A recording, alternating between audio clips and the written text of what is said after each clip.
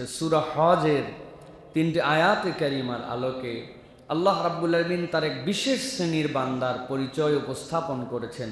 আল্লাহ কুরআনুল কারীমের মধ্যে তাদের প্রশংসা করে আল্লাহ রাব্বুল আলামিন বলছেন, আমি শুভ সংবাদ দিচ্ছি তাদের জন্য দুনিয়াতে যারা মুখবিত বান্দা। আল্লাহর মুখবিত বান্দা যদি কেউ হয়, আল্লাহ বলছেন আল্লাহ নিজে তাদেরকে শুভ সংবাদ জানাচ্ছেন। তাহলে দুনিয়াতে বিভিন্ন প্রকারের মানুষ আল্লাহ রাব্বুল আলামিন তাদেরকে বিভিন্ন ধরনের শুভ সংবাদ দিয়েছেন। এর এক দলের শুভ সংবাদ যারা দুনিয়াতে মুখবিত হতে পারবে। মুখবিত কি বান্দা? মুখবিত। আল্লাহ নিজেই তার পরিচয় দিয়েছেন যে তাদের পরিচয় কি। আল্লাহ কোরআনে কোনো জায়গায় বলেছেন একদল বান্দা সফল কাম। আল্লাহ কোরআনে কোনো জায়গায় বলেছেন একদল বান্দা আল্লাহর মুত্তাকি দিনদার।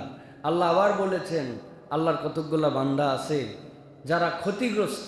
আর আল্লাহ এই জায়গায় বলছেন আল্লাহর এক শ্রেণীর বান্দা আছে যারা মুখবিত। তাদেরকে আল্লাহ রাব্বুল আলামিন বলছেন, হে রাসূল আপনি তাদেরকে শুভ সংবাদ দেন। সুতরাং আজকে আমরা যে বিষয়ে কথা শুনবো সেটি হচ্ছে আল্লাহর মুখবিত বান্দাদের গুণাবলী এবং এই গুণাবলী অর্জনের পদ্ধতাবলী। আল্লাহ যেন আমাদেরকে আল্লাহর এই প্রিয় বান্দাদের মধ্যে অন্তর্ভুক্ত হওয়ার তৌফিক দান করেন। আল্লাহ রাব্বুল আলামিন কুরআনুল কারীমের 22 নম্বর সূরা হজ, এই হজের মধ্যে আল্লাহ রাব্বুল আলামিন অনেক ধরনের নির্দেশনার কথা বলেছেন। এর এক প্রজাতির কথা আল্লাহ রাব্বুল আলামিন এক প্রকরণের কথা এর মধ্যে বলছেন। আল্লাহর কতকগুলা বান্দা আছে যেই বান্দাগুলি আল্লাহ রাব্বুল আলামিনের জন্য যা হুকুম ওই হুকুমের প্রতি নিজেদেরকে উৎসর্গিত করে দেয়। সুবহানাল্লাহ। ভালো করে বোঝেন, আগে কথার ভাটটা বোঝেন। আল্লাহ যা করতে বলেছেন সেটা তো সে করে, কিন্তু আল্লাহর হুকুমের জন্য নিজেকে উৎসর্গ করে। ইব্রাহিম আলাইহিস সালাম স্বপ্ন দেখলেন যে আল্লাহ রাব্বুল আলামিন তাকে প্রিয়, তার সবচেয়ে প্রিয়কে আল্লাহর জন্য কুরবানি করতে বলেছেন। আল্লাহ কিন্তু বলেন নাই যে ইসমাইলকে কুরবানি করেন। প্রিয় উনি বুঝে ফেলছেন যে আমার সবচেয়ে প্রিয় কি। তাহলে সবচেয়ে প্রিয়কে আল্লাহর হুকুম মানার জন্য নিজেকে যে উৎসর্গ করা, এটাও একটা আল্লাহ রাব্বুল আলামিনের প্রিয় পাত্র হওয়া। সুবহানাল্লাহ।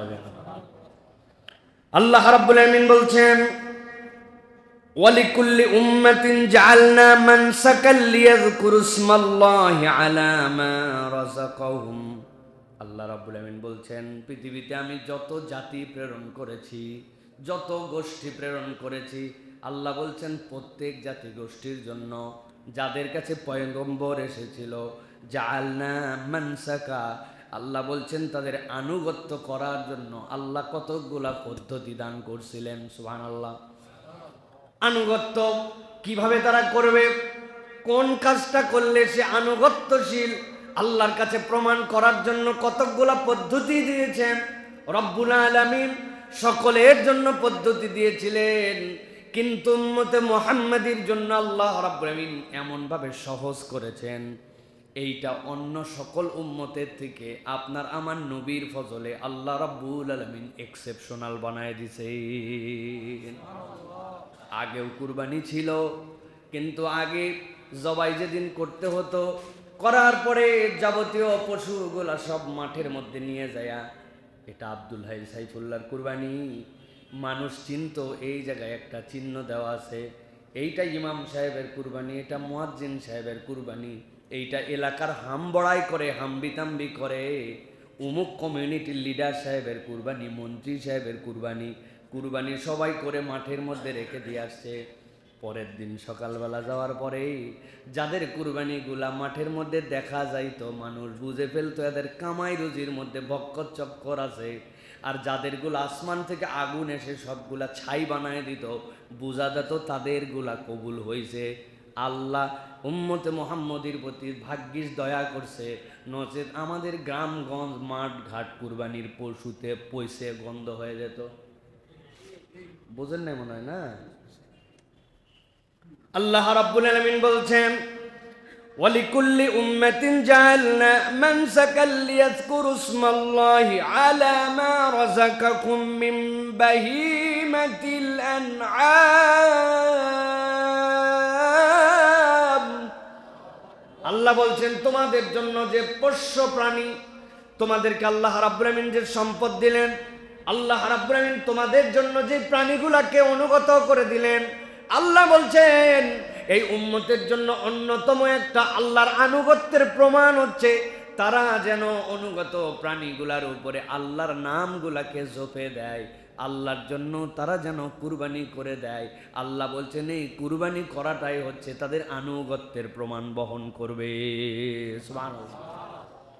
আল্লাহ রাব্বুল আমিন বলছেন জেনে রাখো ফাইলাহুকুম ইলাহু ওয়াহিদ, তোমাদের ইলাহ তো এক, ওই প্রাণীও যার উপাসনা করে তুমিও তার করো, তোমাদের সকলের ইলাহ এক।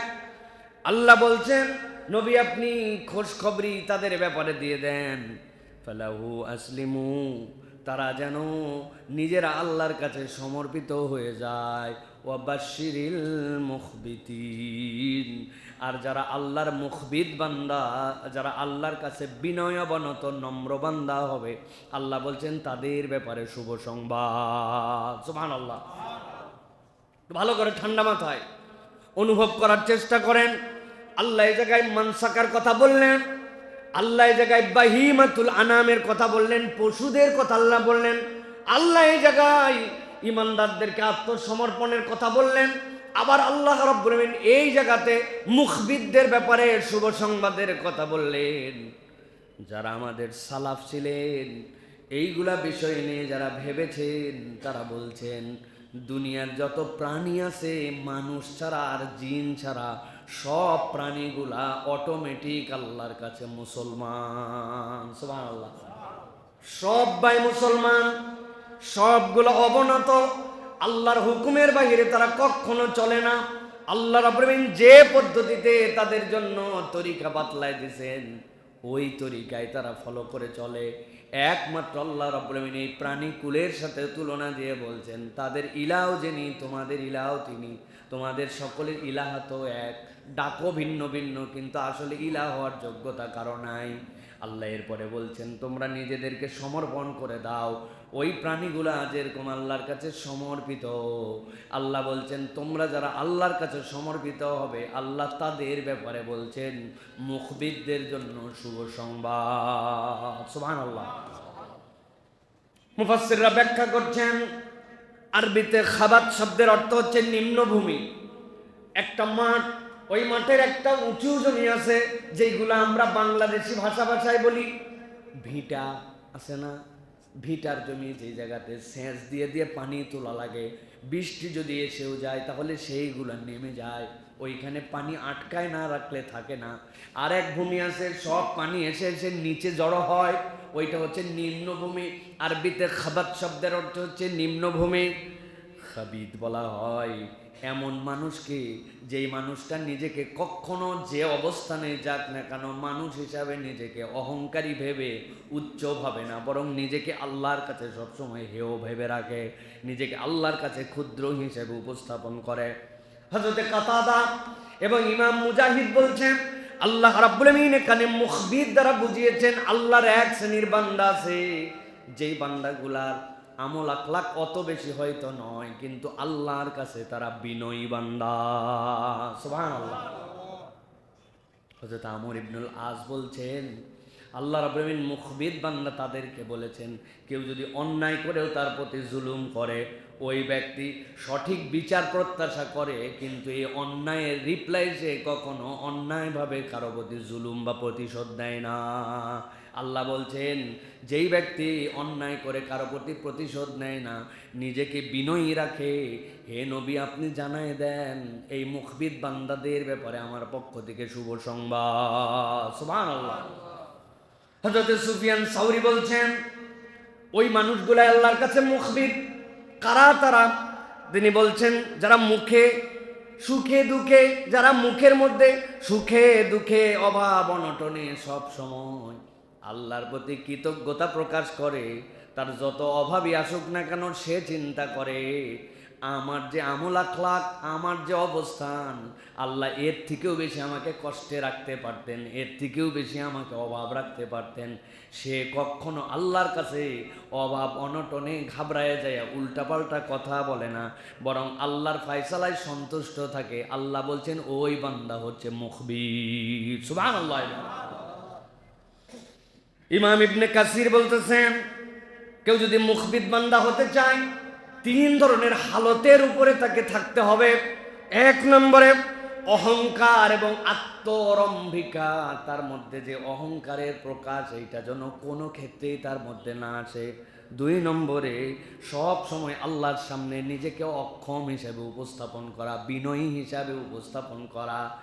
আমার বুদ্ধিতে এটা হয়েছিল, আমি এই প্ল্যান করছিলাম জন্য এই করছিলাম, বাঘ মারছিলাম, এরকম একটা ভাব নিয়ে চলা। আল্লাহ বলছেন ওই ব্যক্তির কখনো এরকম ভাব থাকবে না। 3 নম্বরে বন্দেগী সে যে আল্লাহর জন্য করবে এত একাগ্র হবে, আল্লাহর জন্য ইবাদত বন্দেগীতে তার দিলটা সব সময় লেগে থাকবে। ইবনে কাসির রহমতুল্লাহি আলাইহি বলছেন এই ব্যক্তিটাই হচ্ছে আল্লাহর কাছে মুখবির। সুবহানাল্লাহ। সুতরাং এখানে শাব্দিক অর্থ আমরা শিখলাম। এবার চলেন আল্লাহ রাব্বুল আমিন তার মুখবির বান্দাদের পরিচয় তুলে ধরতেছেন। আল্লাহ বলছেন নবী বলে দেন আমি তোমাদের ব্যাপারে শুভ সংবাদ দিতে বললাম, কিন্তু এই বান্দাদের ক্রাইটেরিয়া কি হবে, গুণাগুণ কি হবে? আল্লাহ বলছেন তাদের মধ্যে অনেক যোগ্যতা থাকবে, কিন্তু সর্বনিম্ন 4টা গুণ যার মধ্যে থাকবে সে আল্লাহর কাছে মুখবিদ হিসাবে বিবেচিত হবে। সুবহানাল্লাহ। তাহলে এবার আওয়াজ করে বলেন তো মুখবিদদের সর্বনিম্ন গুণাগুণ কয়টা? সবাই বলেন নাই মনে হয়, কয়টা? দেশের 50%-এর উপর মসজিদে আজকে কারেন্ট নাই, আপনি আমি এসির মধ্যে বসে বসে আজকে কথা শুনতেছি, এই জন্য আল্লাহর কৃতজ্ঞ হওয়া উচিত। তাহলে মুখবিদদের সর্বনিম্ন গুণাগুণ কয়টা? 4টা। এই 4টা গুণাগুণ মুখস্থ করে ফেলতে হবে। 1 নম্বরে আল্লাহ রাব্বুল আমিন বলছেন আল্লাযীনা ইযা যুকিরাল্লাহু ওয়াজিলাত কুলুবুহুম। আল্লাহ বলছেন এই বান্দাগুলো 1 নম্বর গুণাগুণ হবে, 1 নম্বর গুণাগুণ হবে যখনই তার সামনে আল্লাহ রাব্বুল আমিনের কোনো জিকির স্মরণ করানো হবে, আল্লাহর কথা তাকে বলা হবে, আল্লাহর হুকুমের কথা তাকে বলা হবে, আল্লাহর হালালের কথা তাকে বলে দেওয়া হবে, আল্লাহ যা নিষেধ করেছেন, আল্লাহ যা অপছন্দ করেন এইটা তাকে জানাই দেওয়া হবে। এটাই আল্লাহর জিকির। আল্লাহ বলছেন তার অন্তরটা কেমন হবে জানো নাকি? ওয়াজিলাত কুলুবুহুম, অন্তরটা ভীত সন্ত্রস্ত হয়ে যাবে, অন্তরের মধ্যে সাথে সাথে তার থই থই লেগে যাবে। সুবহানাল্লাহ। এরকম নয় শুনলেও যা না শুনলেও তাই, আল্লাহর কথা শুনে তার অন্তরের মধ্যে কোনো প্রভাবই আসে না, বলনেওয়ালা বলে গেল, শুননেওয়ালা শুনে গেল, হায়াত প্রত্যেক দিন চলে যাচ্ছে, ইচ্ছা মতো তার জীবন পার হয়ে যাচ্ছে, এরকম নয়। আল্লাহর কথা শুনলে তার জীবনে, তার মননে, তার মেধাতে, তার আচরণে, তার চেতনে, তার অবচেতনে আল্লাহ বলছেন তার মধ্যে এমন একটা প্রভাব হবে, সেই ব্যক্তিটা ভীত সন্ত্রস্ত হয়ে যাবে, আল্লাহর হুকুমের ব্যাপারে বিনয়ী হয়ে যাবে। কেমনে হুকুম মানা যায় এইটার জন্য তার দিলের মধ্যে একটা একাগ্রতা আসবে। সুবহানাল্লাহ। এই জন্য মুফাসসিরিনে কেরাম ব্যাখ্যা করেছেন, ইবনে কাসির রহমতুল্লাহ আলাইহি বলছেন আল্লাহ ওয়াজিলাত দ্বারা কি বুঝিয়েছেন। ইবনে কাসির বলছেন কারো মহত্বের কারণে, কারো বরত্বের কারণে তার সামনে গেলে যেরকম আপনি নিজেকে ক্ষুদ্র ভেবে আপনি নিজে বিনয়ী হয়ে যান, এমন অফিসে গেছেন, প্রাইম মিনিস্টারের সামনে আপনি গেছেন, অন্য সময় আপনার যত ধরনের বদখাসলতি থাক না কেন, ওই জায়গায় যাওয়ার পরে আপনি আপনার আচরণে ভদ্রতা দেখান। এমন পাওয়ারফুল লোকের সামনে গেছেন, এই লোক আপনাকে শেষ করে দিতে পারে, তার এক আঙ্গুলের তুড়িতে আপনার এলোমেলো হয়ে যেতে পারে জীবন, আপনি তখন তার কাছে বিনয়ী। এমন বুজুর্গের কাছে গেছেন, এমন মহৎ ব্যক্তির কাছে গেছেন, তার সামনে যাওয়ার পরে আপনি নিজেকে ক্ষুদ্র হিসেবে উপস্থাপন করেন, ইবনে কাসির বলছেন আল্লাহ রাব্বুল আলামিন ওয়াজিলাত শব্দরা বুঝিয়েছেন আল্লাহর হুকুম যখন বান্দার সামনে আসে ওই বান্দার হালত হচ্ছে ডান দেখে না, বাম দেখে না, সামনে দেখে না, পিছনে দেখে না, সে কোনো কারণ এক্সকিউজ খুঁজে না, আল্লাহর হুকুমের কাছে নিজেকে নিবেদিত করে দেয়। আল্লাহ বলছেন এই বান্দা হচ্ছে আল্লাহর কাছে মুখবিতের অন্তর্ভুক্ত। সুবহানাল্লাহ। হিসাব মিলায়েন, খালি ফাও ফাও সুবহানাল্লাহ বলেন না। ব্যবসার মিথ্যা ছাড়তে পারলাম না, এখন পর্যন্ত নিজের মুখে দাড়ি উঠাতে পারলাম না, এখন পর্যন্ত পাঞ্জাগানা মুসল্লি হতে পারলাম না, এখন পর্যন্ত মুখের মিথ্যা বাদ দিতে পারলাম না, চায়ের দোকানে বসলে এখন পর্যন্ত গীবত বাদ দিতে পারলাম না, আমি আবার আল্লাহর হুকুমের কাছে নাকি বিনয়ী। বলুন সুবহানাল্লাহ। হে জোরে জোরে সুবহানাল্লাহ বলে দিলাম। এই সুবহানাল্লাহর মানে এইটা নয়, পরে আল্লাহ বলছেন আল্লাহর হুকুম, আল্লাহ যে বলেছেন মিথ্যা বলা যাবে না, আল্লাহ বলেছেন গীবত করা যাবে না, আল্লাহ বলেছেন ওজনে ফাঁকি দেওয়া যাবে না, মানুষকে ধোঁকা দেওয়া যাবে না, বান্দার মনে কষ্ট দেওয়া যাবে না, অন্যায় অজান্য আচরণ কারোর সাথে করা যাবে না, বেইনসাফি কথাবার্তা বলা যাবে না, পরনিন্দা, পিছনে কারো সম্মানহানিকর কোনো মন্তব্য করা যাবে না, ক্লাস বাঁধানো যাবে না, গন্ডগোল ফাসাদের মধ্যে যাওয়া যাবে না। আল্লাহ সবগুলা নিষেধ করলেন, আমি সবগুলার মধ্যেই আছি, আবার নিজেকে মুমিন পরিচয় দিচ্ছি। আল্লাহ বলছেন হয় নাই। আল্লাহর হুকুম জানার পরে তুমি যখন তার কাছে একদম বিনয়ী হয়ে গেছো, ওইটার নাম হচ্ছে মুখবিত। এটা হচ্ছে মুখবিত বান্দাদের 1 নম্বর গুণাগুণ। ফাতহুল কাদিরের মধ্যে এসেছে আল্লাহ রাব্বুল আলামিনের কোন বান্দাদের ব্যাপারে ওয়াজিলাত কুলুবুহুম বললেন। তিনি বলছেন দৃঢ় ঈমানি শক্তির প্রমাণ বহন করবে এই ব্যক্তি এমন ভাবে যে আল্লাহর কথা বললে ওই বান্দার দিলের মধ্যে একটা প্রভাব সৃষ্টি হয়, ওই বান্দার দিলের মধ্যে একটা ভালো লাগা সৃষ্টি হয়। যার দিলের মধ্যে ন্যূনতম এইটুক প্রভাব সৃষ্টি হবে, আল্লাহ বলছেন ওই বান্দাটা মুখবিত। সুবহানাল্লাহ। আল্লাহ রাব্বুল আলামিন কুরআনুল কারীমে আরো 2টা আয়াতের মধ্যে এটার ব্যাখ্যা করেছেন অন্তরের হালতটা কিরকম করে হবে। আল্লাহ সূরা আনফাল 2 নম্বর আয়াতের মধ্যে বলছেন ইন্নামাল মুমিনুনাল্লাযীনা ইযা যুকিরাল্লাহু ওয়াজিলাত কুলুবুহুম ওয়া ইযা তুলিয়াত আলাইহিম আয়াতুহু যাদাতুহুম ঈমানান ওয়া আলা রাব্বিহিম ইয়াতাওয়াক্কালুন। আল্লাহ বলছেন মানুষের মধ্যে এক শ্রেণীর মানুষ থাকবে, যেই মানুষের কাছে আল্লাহর কোনো বিধিবিধান যখন বলে দেওয়া হবে এইটা আল্লাহর হুকুম, ওই বান্দা যখন তার কাছে আল্লাহর আয়াতগুলো তেলাওয়াত করা হবে, আল্লাহ বলছেন তার 2 ধরনের হালত হবে। আল্লাহ রাব্বুল আলামিন বলছেন 1 নম্বর হালত হচ্ছে ওয়াজিলাত কুলুবুহুম, তার অন্তরটা র্যান্ডম থাকবে না, তার অন্তরের মধ্যে একটা প্রতিক্রিয়া হবে, তার অন্তরের মধ্যে একটা হালত পরিবর্তন হবে।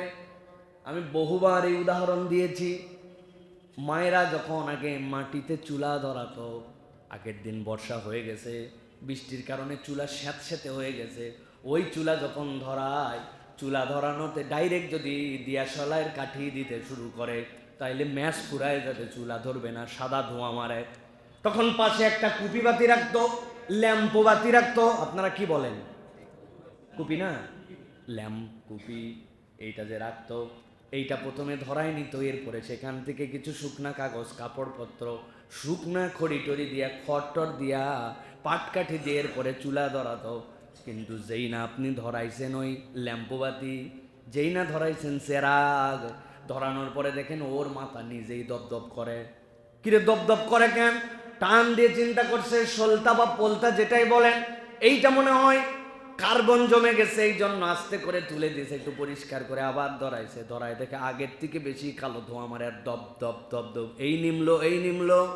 কানের কাছে মা বোনেরা বাতি তুলতো, তুলে ঝাঁকায় দেখছে, আহা যা ভাবছিলাম তাই, ভিতরে কি নাই?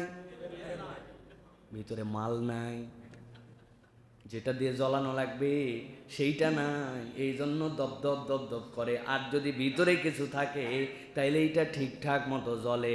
আল্লাহর আয়াত বলার পরেও আল্লাহর হুকুম শোনার পরেও হৃদয় যদি প্রতিক্রিয়া না করে, বুঝবেন নাম কাওয়াজতে মুসলমান, ওর ভিতরে আসলে ঈমান আর বাকি না, ঠিক কি না? তাছাড়া এত বলার পরে শোনে না কেন? এত ওয়াজ করার পরে পরিবর্তন হয় না কেন? আল্লাহ রাব্বুল আলামিন এই জন্য বলছেন ওয়াজিলাত কুলুবুহুম ওয়া ইযা তুলিয়াত আলাইহিম আয়াতুহু যাদাতুহুম ঈমানা। আল্লাহ বলছেন আর যখন তার কাছে আল্লাহর আয়াত তেলাওয়াত করে করে সরাসরি কোরআন থেকে তাকে বার্তা দেওয়া হয়, তার ভিতরে যদি ঈমান থাকে, আমি আল্লাহ বলতেছেন, আল্লাহ নিজে বলতেছেন, আমি গ্যারান্টার দিলাম তার ঈমান আর আগের জায়গায় থাকে না, তার ঈমানটা বৃদ্ধি পেয়ে যায়। সুবহানাল্লাহ। ওই মানুষ শপথ নিয়ে ফেলে পরিবর্তন হওয়া লাগবে, এইভাবে জীবন চলতে পারে না। কত তরুণ মরে গেল, কত বাচ্চা কাচ্চা হামের প্রকোপে সন্তান কোলে নিয়ে কানতে কানতে বাপ হসপিটাল থেকে বের হয়ে আসতেছে, আর আমার কোনো পরিবর্তন নাই। আমি বেহায়া বেশরম মুসলমান পরিবারের সন্তান, মুসলমান পরিবারের মেয়ে হওয়ার পরেও নির্লজ্জের মতো আমি রাস্তাঘাটে ঘোরাফেরা করি, আছে না নাই? বেহায়া বেশরম নির্লজ্জ। পরিবর্তন হয় না কেন? কারণ দেখবেন ভিতরে আপনি ঝাঁকায়া পরীক্ষা করলে বুঝবেন ভিতরে কি না। আরে মানুষের ভিতরে মাল থাকে নাকি? ঈমান নেই, সব এক কথায় লাগালে হবে সব। আল্লাহ রাব্বুল আলামিন বলছেন সাথে একটা ফায়দা বলে দেই, যদি তোমার অন্তর প্রকম্পিত হয়, যদি তুমি আল্লাহর প্রতি প্রকৃত তাওয়াক্কুল করতে পারো, আল্লাহ বলছেন তোমার ঈমানটা বাড়তে বাড়তে কত দূর পর্যন্ত যাবে জানো? আল্লাহ বলছেন ওয়ালা রাব্বিহিম ইয়াতাওয়াক্কালুন, ওই বান্দা আল্লাহ ছাড়া আর কারো প্রতি ভরসা করবে না। সুবহানাল্লাহ। তার লেভেলটা টপ গ্রেডে চলে যাবে। আল্লাহ বলছেন নবী বলে দেন ওই বান্দা দুনিয়ায় আছে, দারুস সালাম মসজিদে আছে, ওই বান্দা কুঁড়ে ঘরের মধ্যে আছে, খাবারের কষ্টে আছে, যা চাইছিল দুনিয়াতে ডিজায়ার অনুযায়ী মিলে নাই, কিন্তু বলে দেন ওয়াবাশশিরিল মুখবিতিন, আমি আল্লাহ তার জন্য শুভ সংবাদ দিয়ে রাখলাম, এই জীবনই শেষ জীবন নয়, জীবনটা শেষ করে আমার কাছে আইসা দেখ আমি তোরে কি দেই। সুবহানাল্লাহ। আল্লাহ রাব্বুল আলামিন ওয়াজিলাত কুলুবুহুমের আরেকটা প্রকরণের কথা বলেছেন। আল্লাহ বলছেন আল্লাহু নাযালা আহসানাল হাদিস কিতাবাম মুতাশাবিহাম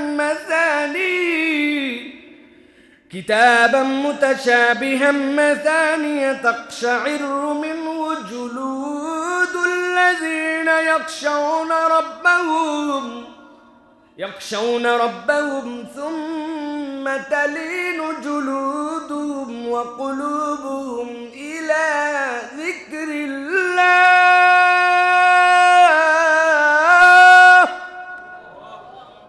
আল্লাহ বলছেন আল্লাহ আসমান থেকে তোমাদের জন্য যে কিতাব অবতীর্ণ করেছেন, আল্লাহ রাব্বুল আলামিন তোমাদের জন্য যে বার্তা দিলেন, স্বাভাবিক কিছু ভেবো না, এটা অস্বাভাবিক ব্যাপার। সুবহানাল্লাহ। কোরআনে তার ব্যাপক প্রমাণ আছে। অস্বাভাবিক ব্যাপার। আল্লাহ বলছেন তোমাদেরকে যে আল্লাহর পক্ষ থেকে তোমাদের জন্য যে কিতাব দেওয়া হলো সবচেয়ে বড় অস্বাভাবিক ব্যাপার। দুনিয়াতে যা কিছু আছে ইযা আরাদা শাইআন ইয়াকুল লাহু কুন ফায়াকুন, আল্লাহ বলছেন হও, সাথে সাথে হইছে। কিন্তু কোরআন কিন্তু কুন ফায়াকুন নয়, কোরআন কিন্তু মাখলুক নয়, কোরআন হচ্ছে আল্লাহর জাতের অংশ, আল্লাহর কালাম। সুবহানাল্লাহ। আপনি আমি মুখ দিয়ে বলি, একবার ভেবে দেখেন এইটা আল্লাহ যা বলেছেন আপনার আমার মুখ দিয়ে উচ্চারণ হয় সেইটা। সুবহানাল্লাহ ওয়া বিহামদি। আল্লাহ ওইটার ব্যাপারে বলেছেন লাউ আনজালনা হাযাল কুরআন আলা জাবালিন লারাইতাহু খাশিআম মুতাসাদ্দিআম মিন খাশিয়াতিল্লাহ।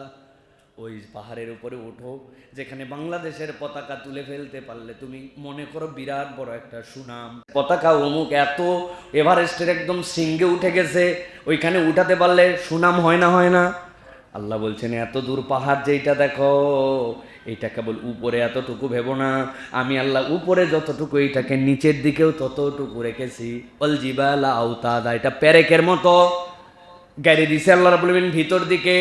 আপনি যেরকম রয়্যাল প্লাগ ব্যবহার করেন যাতে করে আপনার স্ক্রুটা উঠে না যায়, ওয়ালের সাথে যেন এঁটে ধরে রাখে, আল্লাহ বলছেন ওয়াল জিবাল আউতাদা, আমি এই প্রত্যেকটা পাহাড়কে রয়্যাল প্লাগের মতো নিচের দিকে ঢুকায় রাখছি। তুমি যেইটা দেখছো এত উপরে, ওইটা নিচের দিকে গাঁথা। ওই পাহাড়ের উপরে যদি কোরআনের একটা আয়াতকে ডাইরেক্ট অবতরণ করা হতো, সহ্য করতে পারতো না, হিমালয় পর্বত চূর্ণ বিচূর্ণ হয়ে যেত। আল্লাহু আকবার। বলছেন ওইটা দিছি মানুষের উপরে, মুহাম্মদ সাল্লাল্লাহু আলাইহি ওয়াসাল্লামের উপরে। ওইটা তোমার কাছে আসছে, ওইটার এফেক্ট আছে, ওইটার পাওয়ার আছে, ওইটার একটা সক্ষমতা আছে। তবে কাদের জন্য? যাদের অন্তর ওইটা রিসিভ করার মতো পাওয়ার রাখে। আল্লাহ রাব্বুল আমিন বলছেন তাকশাইরু মিনহু জুলুদুল্লাযীনা ইয়াখশাউনা রাব্বাহুম, ওই ব্যক্তিদের চামড়াগুলার মধ্যে যে পশম আছে, ওই পশমগুলো দাঁড়ায় যায় আল্লাহর ভয়ে। আল্লাহ বলছেন কেবল তাই নয়, সুম্মা তালিনু জুলুদুহুম ওয়া কুলুবুহুম ইলা যিকরিল্লাহ, আল্লাহর হুকুম শুনে তার গায়ের পশম দাঁড়ায় গেছে, মাথার থেকে পা পর্যন্ত একটা ঠান্ডা ঠান্ডা রক্তে প্রবাহ বয়ে গেছে। এটা আমার আল্লাহর কথা। আল্লাহ বলছেন এরপরে তাদের অন্তরগুলা আল্লাহর জন্য বিনয়ী হয়ে গেছে। এই বিনয় মানে সুবহানাল্লাহ বলা নয়, এই বিনয় মানে আল্লাহ যা বলছেন জীবন থাকতে আমি সেইটা শুনবো, এই শপথ নিয়েছে যারা। আল্লাহ বলছেন ওই কোরআন তাদের জন্য ভিন্নভাবে এফেক্ট করে। সুবহানাল্লাহ। আল্লাহ রাব্বুল আমিন বলছেন যালিকা হুদাল্লাহি ইয়াহদি বিহি মান ইয়াশা, আল্লাহ বলছেন এটাই হচ্ছে আল্লাহর জন্য হেদায়েত। আল্লাহ যাকে ইচ্ছা তাকে এর দ্বারা হেদায়েত দেন। ওয়া মান ইউদ্লিলিল্লাহু ফামা লাহু মিন হাদ, আর যার কপালে হেদায়েত নাই, শোনার পরে শুনে যাবে কিন্তু তার পরিবর্তন হয় না। ঠিক কি না? শোনার পরে শুনে যাবে, জানে ঘাট ডিঙ্গায় সামনে এসে বসা যাবে না, ও তারপরেও 40 বছর বয়স পার হবে, ও তারপরেও সামনে আসবে। এরকম অসভ্য কতকগুলো আছে, আছে না? আল্লাহর বিধান এটা জানে না কিন্তু শুনবে না, লজ্জা নাই, নির্লজ্জ। এতগুলা লোক সামনে থাকবে তারপরে ডিঙ্গায় সামনে আসা যায় না, এটা একটা নর্মাল ভদ্রতার জ্ঞান। হাজার ওয়াজ শোনার পরেও এ জীবনে ভদ্র হবে না, এরকম লোক আছে না? নাই? মনে রাখবেন আল্লাহর কথা। যার কপালে হেদায়েত নাই, কোরআনের কথা শোনার পরে যার ভাল লাগে না, ওর জীবনেও পরিবর্তন হবে না, রুচি নষ্ট হয়ে গেছে। আল্লাহ রাব্বুল আমিন এই জন্য বলছেন মুখবিদদের গুণাগুণ হচ্ছে 4টা। কয়টা? আওয়াজ করে বলেন কয়টা? 1 নম্বরে আল্লাহর জন্য দিল নরম হতে হবে, আল্লাহকে ভয় করতে হবে, আল্লাহর জন্য আপনার নিজে বিনয়ী হতে হবে। সমাজে আপনি যেই হন না কেন তাতে কি যায় আসে? আল্লাহর কাছে যেই হওয়ার কোনো দাম নাই। কথা বলেন, যেই হওয়ার দাম আছে? যদি যেই হওয়ার দাম থাকতো তাহলে বেলাল রাদিয়াল্লাহু তাআলা খরমের শব্দ ওই মেরাজের রাত্রে শোনা যেত না। কিছুই ছিলেন না, বাপের পরিচয় নাই, তার আগের পরিচয় নাই, পুরা বংশ তালিকা হচ্ছে গোলামের বাচ্চা, গোলাম, 1 টাকা তার নাই। কিসের সমাজ, কিসের কি? কিন্তু শব্দ শোনা গেছে অন্তরের কারণে। আল্লাহ রাব্বুল আমিন বলছেন এরপরে, চলেন 2 নম্বরে যাই, সংক্ষেপ করবো আজকে। 2 নম্বরে আল্লাহ বলছেন মুখবিদ বান্দাদের ব্যাপারে 2 নম্বর গুণাগুণ কি? আস-সাবিরিনা আলা মা আসাবাহুম, আল্লাহ বলতেছেন 2 নম্বর তাদের গুণাগুণ হচ্ছে তাদের প্রতি যখন কোনো বিপদ আপদ আপতিত হয় তারা সব সময় তার উপরে ধৈর্য ধারণ করে। সুবহানাল্লাহ। নর্মাল ধৈর্য ভিন্ন জিনিস, বিপদে পরীক্ষা দেওয়া ভিন্ন জিনিস, কথা কিনা? কিন্তু এইটাও আমরা ঠিকমতো অনেক সময় রিসিভ করতে পারি না। বিপদে মানে কি? বিপদের অনেক প্রকরণ আছে। আমি এই কাজটা যদি করি, আল্লাহর জন্য যদি করি, সমাজের লোক কি বলবে, এরকম মেন্টালিটি আছে না নাই? বলেও কিনা এরকম আছে কিনা নাই? আমাদের সাবেক একজন দেশে নাই এখন, উনি যারা সুন্দর করে পর্দা করতো তাদেরকে বলছিল জীবন্ত টেন্ট। টেন্ট মানে তাবু। মহিলার পর্দাকে জীবন্ত টেন্ট বলে টিটকারি করে, এরকম দাড়ি আছে না নাই? এরকম লোক আছে না নাই? মুখে দাড়ি রাখা লোককে হুজুর সাহেব, মৌলভী সাহেব বলে টিটকারি মারে, এরকম লোক আছে না নাই? যাকাত ঠিকঠাক মতো আদায় করে দেয়, হুকুম করে বের করে দেয়, আল্লাহর ঘরে বারবার যায় হজ করার জন্য, উমরা করার জন্য, তার দিলটা আল্লাহর সাথে লাগানো, ওই মানুষগুলাকে অনেক সমাজের লোক আছে তারা পছন্দ করে না। এরকম লোক আল্লাহর হুকুম মানে, দুনিয়ার মানুষ তাকে অসামাজিক বলে, এরকম আছে না? না, বিয়ের দিন আজকে এত টাকা খরচ করে মেকআপ করলি, আজকেও যদি পর্দা করিস তোর একটা আক্কেল আছে? এটা কি আধুনিক সমাজে চলে? এসব কোথাকার সব মূর্খ সুরুক্ষ, আছে না নাই? হ্যাঁ, গতকালকে আমার নিজের জীবনের এক্সপেরিয়েন্স আছে। স্কুলে আমরা একটা স্কুল চালাই, স্কুলে দাড়ি টুপি নিয়ে, জুব্বা টুপি নিয়ে যখন আসে, স্কুলে নাকি কেউ কেউ আন্ডার এস্টিমেট করে, যে বলে যে ভাই এটা কিন্তু মাদ্রাসা না, এটা কিন্তু স্কুল। মানে ওই চিন্তা করছে যে দাড়ি টুপি জুব্বা ইসলাম ফলো করে এরা বোধহয় স্কুলে পড়ানোর সামর্থ্য রাখে না, এদের জন্য হচ্ছে এতিমখানা আর মাদ্রাসা, তাই না ভাই? আবার এই এতিমখানায় যারা থাকে, মাদ্রাসা লিল্লা বোর্ডিং এইগুলো নিয়ে যারা চলে, তাদেরকে অনেকে উপহাস করে যে জাকাত খায় ফেতরা খায়, বলে না? আহা, এটা আমরাও বলি, জাকাত খাওয়া ফেতরা খাওয়া, এইটার যতটুকু অংশ আল্লাহ রাব্বুল আলামিন সিলেক্ট করে দিয়েছেন, এটা খাওয়া কোনো গুনার অংশ নয়। ইন্নামাস সাদাকাতু লিল ফুকারা ওয়াল মাসাকিন, আল্লাহ তার হককে সিলেক্ট করে দিয়েছেন যে আপনি জাকাতের হকদার হলে আপনি জাকাত খাবেন। এইটা টিটকারির আইটেম নয়, বরং এইটার বিপক্ষে তো যদি এইটা বলা হয়, অনেক বড় লোকের বেটা, অনেক সাধারণ মানুষের ছেলে যারা সরকারি প্রাইমারি স্কুলে পড়ে, সরকারি হাই স্কুলে পড়ে, সরকারি মেডিকেল কলেজ পড়ে, সরকারি ইঞ্জিনিয়ারিং কলেজে পড়ে, ইউনিভার্সিটিতে পড়ে, যেইগুলো সরকার কোটি কোটি টাকা খরচ করে, আপনি বিশ্বাস করেন বা না করেন, একজন ফকির মিসকিন থেকে উপর পর্যন্ত সকলে ট্যাক্সের ভ্যাটের টাকা দিয়ে ওইটা চলে। সুতরাং তোমরা ফকিরের টাকা খাও, মিসকিনের টাকা খাও, ওই যে কষ্ট করে যে বাসের হেল্পারি করে ওই হেল্পারের টাকা খাও তোমরা, ঠিক না? কথা মাপ করে বলা লাগবে। বলবে হেল্পারের টাকা কেমনে খায়? হেল্পার যে জামা কিনে ট্যাক্স দেয় না, ওইটার ভ্যাট দেয় না? হ্যাঁ, তাহলে ওর যে লাইসেন্স বানাইছে, লাইসেন্সের জন্য সরকারকে টাকা দেয় না? ওইগুলার টাকা যেটা জড়ো হয়, ওইটা দিয়ে স্বাস্থ্যের বিভিন্ন কাজ ব্যবহার হয়, ওইটা দিয়ে মেডিকেলে পড়ানো হয়, ইঞ্জিনিয়ারিংয়ে পড়ানো হয়। আমরা তো কোনোদিন এটা কটাক্ষ করি নাই, কিন্তু তোমাদের গাছ জ্বলে কেন? তার কারণ হচ্ছে, মূল কথা, আল্লাহর হুকুমের প্রতি যারা বিনয়ী হয়, এক শ্রেণী তাদেরকে দেখতে পারে না, আছে না? না, আল্লাহ এই জন্য বলছেন আস-সাবিরিন আলা মা আসাবাহুম, তোমার দায়িত্ব হচ্ছে তোমার উপর যত ধরনের বিপদ আসুক, সব বিপদে আল্লাহর হুকুমের প্রতি তুমি তাবে করেছো, আল্লাহর হুকুমের প্রতি তোমাকে সমর্পণ করে দিয়েছো। আল্লাহ বলছেন ওয়াবাশশিরিল মুখবিতিন, নবী আপনি এদেরকে শুভ সংবাদ দিয়ে দেন, দুনিয়ার যেমন একটু কষ্ট হবে, কে ধোকা দিয়ে দিছে, ব্যবসায়িক পার্টনারে মার দিয়ে দিছে, চালাকি করে ক্ষতিগ্রস্ত করে দিছে, ব্যবসায় লস হয়ে গেছে, তারপরেও আল্লাহর জন্য দাঁড়ায় থাকছে, মাথাটা উঁচু করে রাখছে, দান খয়রাত করা বন্ধ করে নাই, নামাজ পড়া বন্ধ করে নাই, আল্লাহর দিকে আসা বন্ধ করে নাই। আল্লাহ বলছেন দুনিয়ার কয়দিন তো, এরপরে আসো, তোমারে কি রিওয়ার্ড দিব সেটা আমি আল্লাহ তোমার জন্য সিলেক্ট করে রেখেছি। সুবহানাল্লাহ। এই জন্য নবীজি সাল্লাল্লাহু আলাইহি সাল্লাম বলছেন আজাবাল্লি আমরিল মুমিন, মুমিনের একটা বিষয় বড়ই আশ্চর্যজনক। নবীজি বলছেন আজাবান, বড়ই আশ্চর্য বিষয় মুমিনের ব্যাপারটা কি? ইন্না আমরাহু কুল্লাহু খাইর, তার যা কাজ আছে সবগুলোর মধ্যেই কল্যাণ আছে। সুবহানাল্লাহ বলবেন না? নবীজি ব্যাখ্যা করতেছেন ওয়ালাইসা যালিকা লিআহাদিন ইল্লা লিমুমিনিন, মুমিন ছাড়া এই ব্যাপারটার কারো মধ্যে নাই। কেমনে?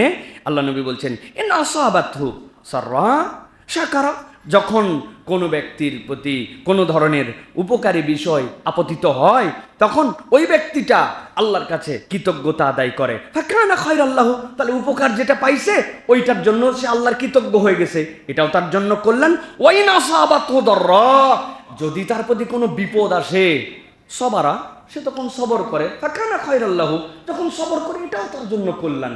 আনন্দের ফল পাইছে, শুকরিয়া করছে, কল্যাণ, বিপদে পড়ছে, সবর করছে, কল্যাণ। আল্লাহ নবী বলছেন মুমিনের ব্যাপারটা কতই না আশ্চর্যশীল, বিপদে পড়লেও কল্যাণ, শুকর গুজারের হালতেও কল্যাণ, সে কল্যাণের বাহিরে কখনো নাই। সুবহানাল্লাহ। নবী বলছেন মুমিন ছাড়ার কারো উপরে এইটা নাই, কিন্তু এটা মুমিনের মতো মুমিন হওয়া লাগবে। অল্প একটু বিপদে পড়ছে, আল্লাহরে গালাগালি করে উদ্ধার করে ফেলছে একবারে, কয় আল্লাহ তো আর দিন দেখে না, যেই দিন আমি ল্যাপটা ছাদে শুকাতে দিয়েছিলাম আর ধানটা নাড়তে দিয়েছিলাম, আল্লাহর ওই দিনে বৃষ্টি দেওয়া লাগে। নাউজুবিল্লাহ বলবেন না? ওই ফকির মিসকিন বাচ্চাগুলো মোটা কাটা, আর আল্লাহ তো লোক খুঁজে পায় না, যত অসুখ খালি আমার বাচ্চার। আছে না না এরকম কথা বলা লোক? আহা, তাহলে কেমনে মুমিন হলো? এ তো মুমিন হতে পারলো না।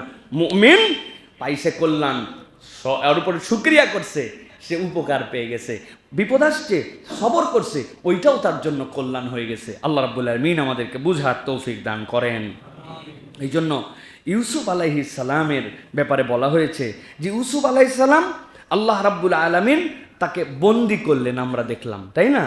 যে ছলনা হলো, ছলনা করে তিনি বন্দি হয়ে গেলেন।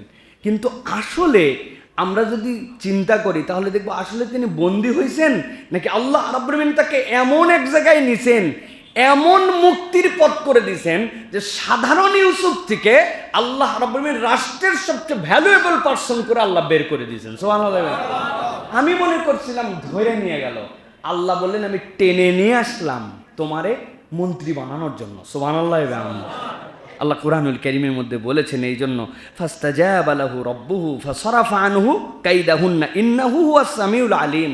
আল্লাহ রাব্বুল আলামিন বলছেন আল্লাহ তো তার উত্তর দিলেন।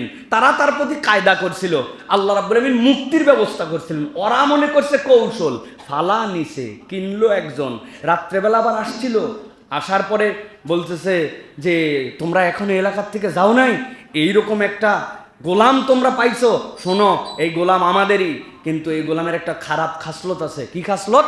বলে খালি পালায় যায়, খালি পালায় যায়, এই জন্য ভালো করে বাইন্ধে রাখো। কিন্তু আর কত টাকা লাগবে? ওই এত টাকা।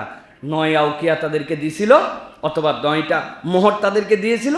ভাই ছিল 10 জন, বড় ভাই বললো না আমি এটা নিব না, ভাই বেচার টাকা আমি নিতে পারবো না। ওরা বললো ভালোই তো হলো, 9টা 10 জনের মধ্যে ভাগ করানে ফেতনা হতো, তুই নিবি না, ভালো হয়েছে, আমরা 9 জন ভাগ করে নিলাম। তো বাইন্ধে রাখিস ভালো করে। কিন্তু ওরা কষা বান্দা বানছে, বাইন্দে একজনকে আবার সিলেক্ট করছে, সাথে কইরে পাঠাইছে, বেচে দিল। ওরা বেচলো, নিল, গোলাম বানালো, এরপরে মিশরে আজিজের বাড়িতে গেল, সবই বিপদ। আল্লাহ বলছেন ওরা কায়দা করলো, আর আমি আল্লাহ এর দ্বারা তার মুক্তির রাস্তা বের করে দিলাম। সুবহানাল্লাহ। সুতরাং কার মধ্যে কি আছে এটা কিন্তু আমরা বুঝবো না, ওর উপর ধৈর্য ধরা, আল্লাহর কাছে সাহায্য প্রার্থনা করা, এটা হচ্ছে মুখবিদদের 2 নম্বর গুণাগুণ। 3 নম্বর আল্লাহ রাব্বুল আলামিন বলছেন ওয়াল মুকিমিনাস সালাম। 3 নম্বরে ইমানদারের গুণাগুণ হবে, মুখবিদদের গুণাগুণ হবে, সর্বহালতেই সে সালাতের পাবন্দি করবে। সালাত কায়েম করাই হচ্ছে তার জীবনের চূড়ান্ত স্বপ্ন হবে। কোনো অজুহাতে কখনো সালাত বাদ দিবে না, তার পরিবারকে সালাতের উপরে রাখার জন্য চেষ্টা করবে। বাপ নামাজি, মা নামাজি, বাপ হাজি সাহেব, বাপ মসজিদের কমিটির দায়িত্বের মধ্যে আছে, সন্তান সালাত আদায় করে না, এরকম আমাদের আছে না নাই? বুঝে বলবেন, আছে না নাই? কাদের আছে এবার হাত তোলেন। ভালো করে সাবধান হন, আমার পরিবারেও থাকতে পারে, আপনার পরিবারেও থাকতে পারে। আল্লাহ বলছেন ওয়াল মুকিমিনাস সালাম, তোমরা নিজেদেরকে সালাতের মধ্যে নিয়ে আসো। যার জীবনে সালাত নাই তার জীবনে এক নাই। কি নাই? তার জীবনে এক নাই। বোর্ডে যদি এক না থাকে, সংখ্যা যতই যা বাড়ান আপনি, 0 মান ডানেও যেরকম বামেও সেরকম থাকবে, কিন্তু একটা এক আপনার আমার জীবনে পরিবর্তন হয়ে যেতে পারে। ঠিক কি না? বোর্ডের মধ্যে আপনাকে দিয়েছে 0, 0-র মান 0, আরেকটা 0, 0-র মান 0, আপনি যত 0 লেখেন, এরপরে বলছে একটা 1 লেখো, 1 লেখা মাত্র মান 1 হয়ে গেছে। এবার বলছে বাম পাশে একটা 0 দাও, 1-এর বাম পাশে 0 দিলে কত হয়? 0। 2টা দিয়েছেন, 1-এর বাম পাশে 2টা 0 দিলে 0 হয়। এই গণিত আপনারা শিখে আসছেন না? 1-এর বাম পাশে 2টা 0 দিলে আপনার 1 একই থাকে, বাম পাশে 3টা 0 দিয়েছেন, 1 একই থাকে। কিন্তু আপনার যখন মনে হয়েছে ডান পাশে একটা 0 লাগাই, মান কত? 2টা দিছেন, মান কত? 3টা দিছেন, মান কত? 5টা 0 দিছেন, মান কত? এখন আপনার যদি 1 না থাকে, বুঝবেন আপনার নামাজ নাই। যার ইমানের পরে সালাত নাই, মূলত তার আমল নামায় 1 নাই। যাই বাদান না কেন, তলাবিহীন ঝুরির মতো সব বাড়ায় যাবে। এই জন্য আল্লাহ রাব্বুল আলামিন বলছেন ওয়াল মুকিমিনাস সালাহ, তোমার দায়িত্ব হচ্ছে তুমি সালাত কায়েম করবে। 4 নম্বরে আল্লাহ বলছেন ওই বান্দাদের, মুখবিদদের অন্যতম একটা গুণ হবে ومما رزقناهم ينفقون আল্লাহ বলছেন আল্লাহর দেওয়া রিজিক থেকে ওই বান্দারা খরচ করবে। সুবহানাল্লাহ বলেন। ومما رزقناهم ينفقون আল্লাহর দেওয়া রিজিক থেকে সে খরচ করবে। আল্লাহর দেওয়া রিজিক মানে কি? এই দুনিয়াতে রব্বুল আমিন আমাকে সুস্থতার জীবন দিয়েছেন, আমি কথা বলতে পারি, এটা আল্লাহর রিজিক। আল্লাহ রব্বুল আমিন আমাকে দুইটা পা দিয়ে হাঁটাচ্ছেন, এইটা আল্লাহর রিজিক। আপনি আমি কল্পনাও করতে পারবো না রাজ্জাক রব আমাকে কত নিয়ামত দিয়ে ভাষায় রাখছেন। 9 মাস বয়সে দাঁত উঠে গেল, কিন্তু দাঁত ওঠার পরের থেকে আমার দাঁত এক আঙ্গুলে এসে থেমে গেল, আমার আর দাঁত বাড়লো না। আর প্রত্যেক বৃহস্পতিবার শুক্রবারে যদি আমি নখের মাথা না কাটি তাইলে আমার এই নখ আর নিয়ন্ত্রণে থাকে না। যেই আল্লাহ একই পেটে খাদ্য নেওয়ার পরে আপনার আমার জন্য এই রিজিকের বন্টনে শরীরের মধ্যেও করে রাখছেন, আল্লাহ বলছেন ওয়ামিম্মা রাযাকনাহুম ইউনফিকুন, তুমি আল্লাহর দেওয়া রিজিক থেকে তুমি দান করো। সুবহানাল্লাহ। আল্লাহ এই জন্য বলছেন ইন্নাল্লাহা ইয়ারযুকু মান ইয়াশাউ বিগাইরি হিসাব, আল্লাহ যাকে চান তাকে অজস্র রিজিক দিতে পারেন। সুবহানাল্লাহ বলেন। আল্লাহ বলছেন সূরা ইমরানের মধ্যে 73-74 নম্বর আয়াতের মধ্যে কুল ইন্নাল ফাদলা বিয়াদিল্লাহি ইউতিহি মান ইয়াশাউ ওয়াল্লাহু ওয়াসিউন আলিম ইয়াখতাসসু বিরহমাতিহি মান ইয়াশাউ ওয়াল্লাহু যুল ফাদলিল আযীম। আল্লাহ বলছেন ভুল বুঝো না, নিজেরা নিজেদেরকে বড় বেশি পারদর্শী ভেবো না। ঠান্ডা মাথায় বোঝেন, আল্লাহ রাব্বুল আমিন বলছেন ভুল বোঝো না, নিজেরা নিজেদেরকে বড় বেশি পারদর্শী ভেবো না। কুল ইন্নাল ফাদলা বিয়াদিল্লাহি ইউতি মান ইয়াশা,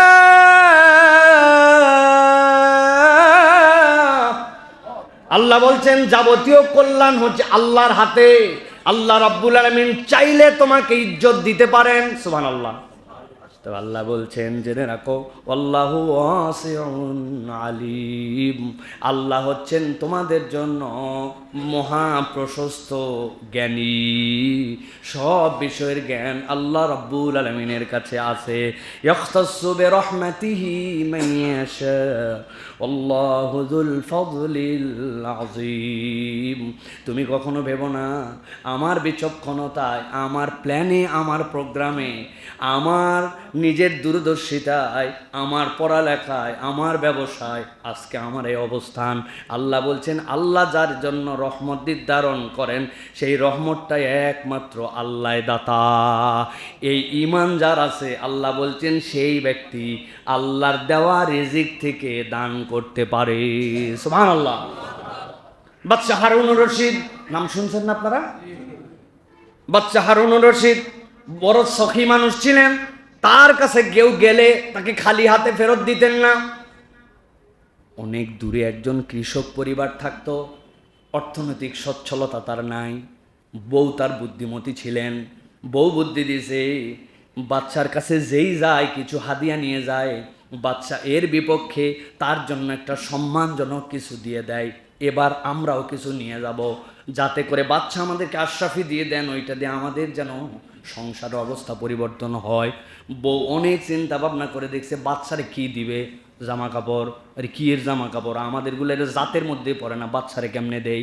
অনেক চিন্তা ভাবনা করে বুদ্ধি করছে, বাচ্চা থাকে শহরে, মিশরের ভিতরে একদম প্রাইম জায়গায়, আমরা থাকি গ্রামের একদম এমন জায়গায় যেই জায়গাতে নিরিবিলি আবহাওয়া, সুন্দর পরিবেশ ভালো। আমাদের বাড়ির থেকে একটা ঝর্ণাতে আমরা পানি নিয়ে আসি, এত টেস্টি, এত স্বাদের পানি, এত মিষ্টি পানি। আমরা বুদ্ধি করে বাচ্চার জন্য বড় বড় 2টা কলস ভর্তি করে পানি নিয়ে যাব। এত স্বাদের পানি বাচ্চা কোথায় পাবেন? বইয়ের বুদ্ধিতে বেচারি বুদ্ধি করছে, 2 কলসি ভর্তি করে পানি নিছে, মুখ সুন্দর করে আটকায় নিছে, এরপরে হাঁটা দিছে। 7 দিনের পথ হেঁটে হেঁটে সেই দূর থেকে আসতেছে, কাঁধের মধ্যে পানিটা অনেক যত্ন করা আছে, মাটির কলসি, কখনো রোদ লাগে, কখনো গরম লাগে, কখনো নামায় রাখে, কখনো ঠান্ডা করে। এরকম করতে করতে 7 দিন পর যখন বাদশার কাছে আসছে, ঢুকতে তো পারে না। পরে বাদশার লোক জিজ্ঞাসা করছে, কোত্থেকে আসছো? অমুক জায়গাতে, কান্দের মধ্যে কি পানি? কয় দুনিয়ার লোক বহু কিছু বাদশার কাছে নিয়ে আসছে, জিন্দেগিতে পানি আনতে দেখি নাই। বাদশারে খবর দিছে, বহু দূর থেকে 2 জন দেখা করতে আসছে, আপনার জন্য পানি হাদিয়া নিয়ে আসছে। ইরিশ সাংঘাতিক ব্যাপার, মানুষ জমজম নিয়ে আসে শুনি, কিন্তু এরা কোন পানি নিয়ে আসছে? বাদশা ডাক দিছে, ভিতরে নিয়ে আসো। কোথার থেকে আসছো? বলে আমরা আপনার রাজ্যের লোক, এমুক জায়গার কৃষক, আমাদের এলাকায় একটা ঝর্ণা, আপনার জন্য কি তোহফা নিয়ে আসবো? আমরা 2 কলসি আপনার জন্য পানি নিয়ে আসি। বাদশা অনেক খুশি হয়ে গেছে, খুশি হয়ে বলছে কলসি রাখো। আর তার সাথে যারা লোক ছিল তাদেরকে ডাক দিয়ে বলছে, শোনো, এদেরকে এই 2 কলসি সমপরিমাণ আশরাফি দিয়ে দিবা। মোরা চিন্তা করছে, দেখ কি আইটেম আনছি, 2 কলসি আমাদেরকে এর বিনিময়ে আশরাফি দিতে হয়েছে। তবে বাদশা যাওয়ার সময় তার যে লোককে আশরাফি দেওয়ার দায়িত্ব দিয়েছেন তাকে একটু একটা কথা বলে দিয়েছেন যে এই 2 জন লোককে দজলা ফরাত পর্যন্ত একটু আগায় দিয়ে তারপরে তোমরা আসবা। ওদের আশরাফি 2টা নিয়ে যেতে পারে না, এত পরিমাণ গিফট, কিন্তু বলছে আপনারা কই যান? বলে বাদশা বলছে আপনাকে ফোরাত আর দজলা পর্যন্ত নিয়ে তারপরে একটু আগায় বাড়ির পথ দেখায় দেওয়ার জন্য নিয়ে গেছে। ওই জায়গায় যাওয়ার পরে বলতেছে এখন এখান থেকে ডানের দিকে আপনার বাড়ির রাস্তা। আশরাফি 2 জনই নামায় রাখে, স্বামী স্ত্রী মাথায় হাত দিয়ে বসে পড়ছে, ওরে সুবহানাল্লাহ, কার জন্য পানি আনছিলাম তার বাড়ির পাশে এরকম দজলা ফরাত নদী, তো এই লোকের কাছে পানি দিলাম, এরই যত পানি। অবাক হয়েছে সে, ওদের কাছে জিজ্ঞাসা করছে যে লোক আশরাফি দিছিল, ভাই আমরা না হয় আনলাম, কিন্তু বাদশা তো জানে এতগুলো আশরাফি দিল কেন? বলছে ভাই, বাদশা তোমাকে পানি আনার জন্য আশরাফি দেয় নাই, তুমি যে পানি 7 দিন বহন করে আনছো, খোলার পরে দেখা গেছে ভিতরে লোনা ধরে গেছে, ভিতরের পানির কালার চেঞ্জ হয়ে গেছে, খাওয়ার উপযুক্ত নাই, তাও দিল। বলছে বোঝানোর জন্য এই পর্যন্ত নিয়ে এসে তোমাকে রাস্তা দেখাই দিতে বলছি। বাদশার কাছে পর্যাপ্ত পানি আছে, পানির বিনিময়ে তোমাকে আশরাফি দেয় নাই, এটা তার অনুগ্রহ।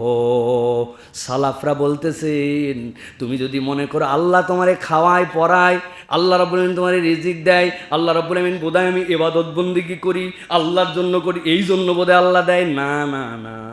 আল্লাহ বলছেন এটা রবের মহান দয়া, আল্লাহর দয়া ছাড়া বান্দার কোনো উপায় নাই। আমার কথা নয়, আল্লাহর কথা। কুল ইন্নাল ফাদলা বিয়াদিল্লাহ ইউতি মান ইয়াশা ওয়াল্লাহু ওয়াসিউন আলিম ইয়াখতাসু বিরহমাতিহি মান ইয়াশা ওয়াল্লাহু যুল ফাদলিল আযীম।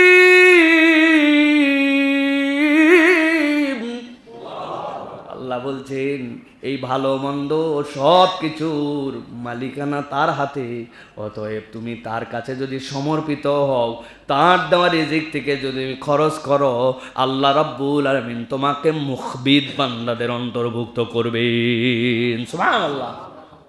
তাহলে মুখবিতদের কয়টা গুণ ভুলে গেছেন যে কয়টা?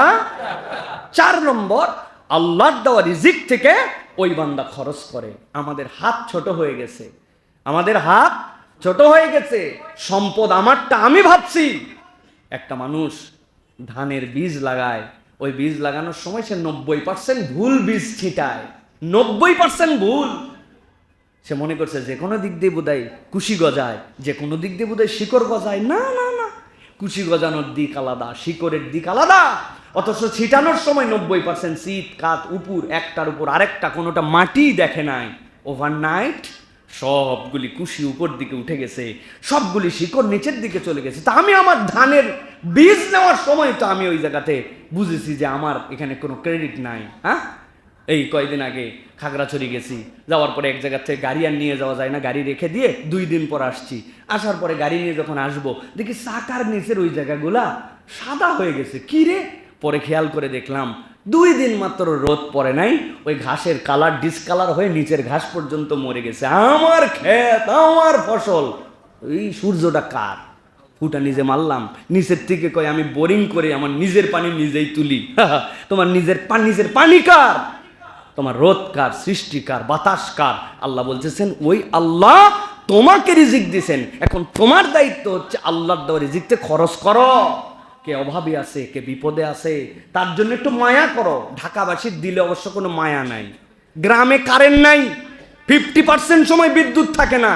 আমাদের ঢাকাবাসী বিদ্যুৎ পায় তো পায়, বিরাট ভাব নিয়ে আসে, মনে করতেছে ফিলিংস আমাদের মধ্যে নাই। এই জন্য আমাদের অনুভূতির জায়গাটা ভোঁতা হয়ে গেছে।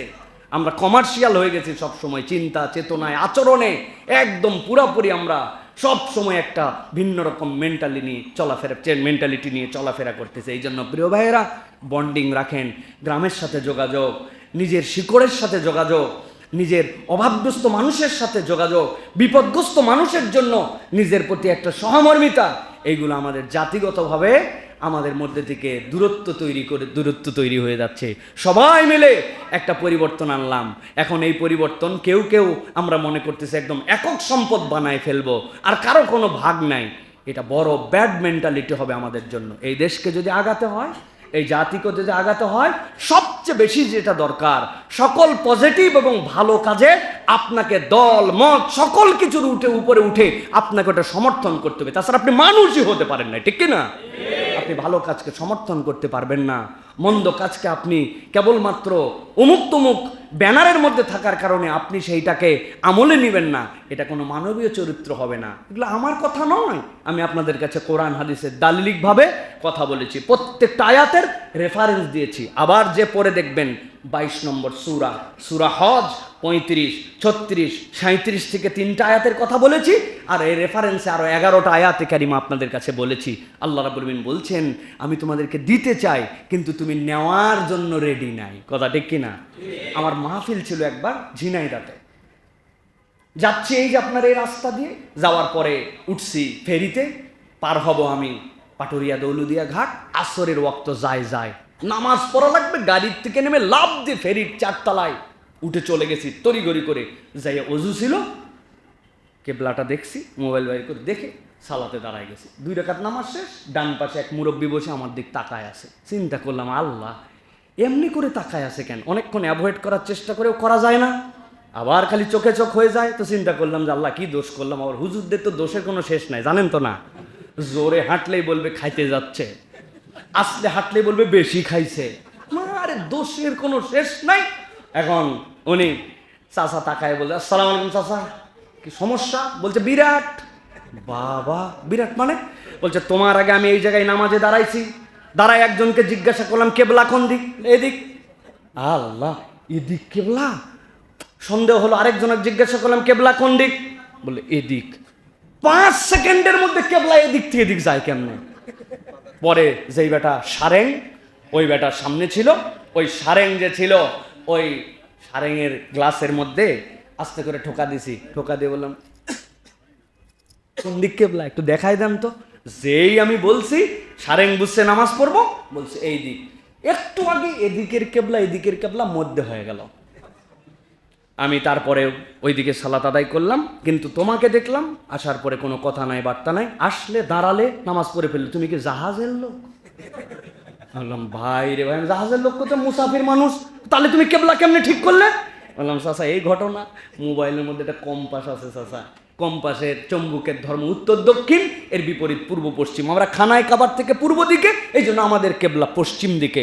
এই তো সহজ সমাধান। এই কম্পাস থাকলে দুনিয়ার যে কোনো জায়গায় আপনি বাংলাদেশের থেকে কেবলা বের করতে পারবেন। বলছে বাবা আমিও সফর করি, একটু বের করে দেওয়া যাবে এই সিস্টেম? আমি চিন্তা করলাম সোয়াব কামানোর এটাই শেষ সুযোগ, ওরে আমি দেখাই দেবো, ও খালি বের করবে আর সুন্দর করে গাইডেন্স নিয়ে সে সালাদ আদায় করবে। চাচাকে বললাম চাচা আমার ইন্টারনেট আছে, হটস্পট আছে, সব আছে, মোবাইল দেন, 2 মিনিট ক্লিয়ার করে বুঝাই দিচ্ছি। চাচা খুশিতে বাক বাকুম পায়রা, আমরা 2 ভাইরা। উনি পকেটের মোবাইল বাইর করে আমার হাতে দিছে। এতক্ষণ উনি অবাক, এখন মোবাইল নিয়ে আমি অবাক, হাতে নিয়ে দেখি নোকিয়া 3220। বুঝে থাকলে বলেন, এই যে হাসিটা দিলেন আপনারা নোকিয়া 3220 শুনে, বাটন মোবাইল শুনে, কেন?